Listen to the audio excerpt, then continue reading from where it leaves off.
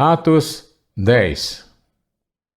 Havia em Cesareia um homem chamado Cornélio, centurião do regimento conhecido como italiano.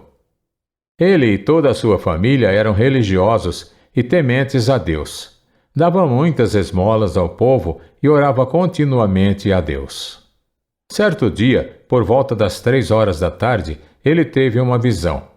Viu claramente um anjo de Deus que se aproximava dele e dizia: Cornélio. Atemorizado, Cornélio olhou para ele e perguntou: Que é, Senhor? O anjo respondeu: Suas orações e esmolas subiram como oferta memorial diante de Deus. Agora, mande alguns homens a Jope para trazerem um certo Simão, também conhecido como Pedro, que está hospedado na casa de Simão, o curtidor de couro, que fica perto do mar. Depois que o anjo que lhe falou se foi, Cornélio chamou 2 dos seus servos e um soldado religioso dentre os seus auxiliares, e contando-lhes tudo o que tinha acontecido, enviou-os a Jope.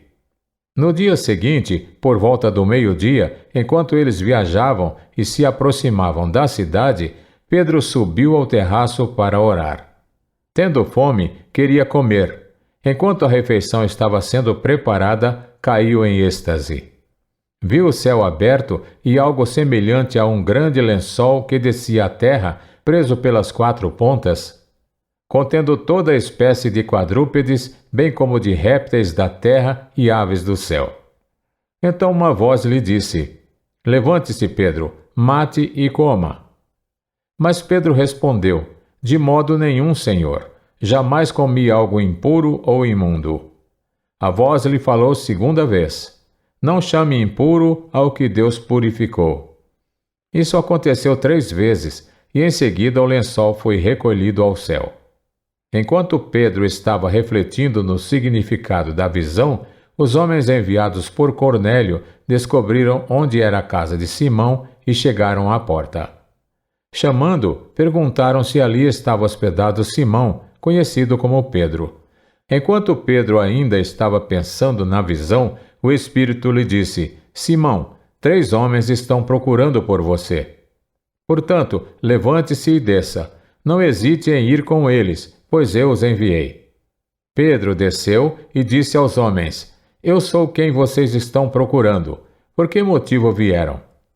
Os homens responderam: Viemos da parte do centurião Cornélio. Ele é um homem justo e temente a Deus, respeitado por todo o povo judeu.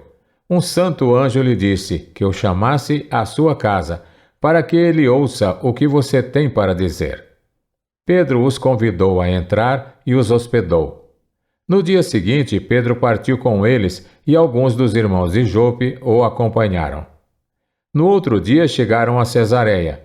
Cornélio os esperava com seus parentes e amigos mais íntimos que tinha convidado. Quando Pedro ia entrando na casa, Cornélio dirigiu-se a ele e prostrou-se aos seus pés, adorando-o. Mas Pedro fez levantar-se, dizendo: Levante-se, eu sou homem como você. Conversando com ele, Pedro entrou e encontrou ali reunidas muitas pessoas. E lhes disse: Vocês sabem muito bem que é contra a nossa lei um judeu associar-se a um gentil ou mesmo visitá-lo. Mas Deus me mostrou que eu não deveria chamar impuro ou imundo a homem nenhum. Por isso, quando fui procurado, vim sem qualquer objeção. Posso perguntar por que vocês me mandaram buscar? Cornélio respondeu: Há 4 dias eu estava em minha casa orando, a esta hora, às 3 horas da tarde.